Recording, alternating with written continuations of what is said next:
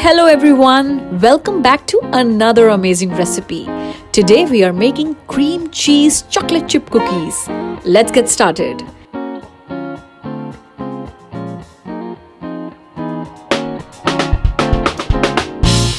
Take cream cheese, brown sugar, castor sugar and mix all of it nicely. If you're new here, consider subscribing for more easy and delicious recipes.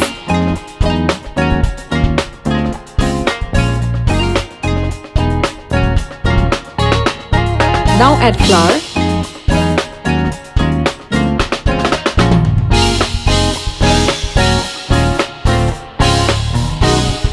butter, baking soda, vanilla essence. Now mix all of it nicely.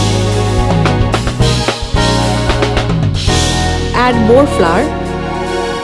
If you find the mixture still runny, add more flour. Now add chocolate chips. Now take the baking tray with parchment paper.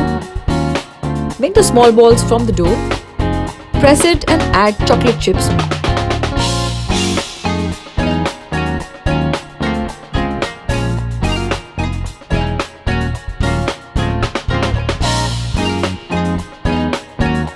Now bake it for 12 minutes. Your cream cheese chocolate chip cookies are ready.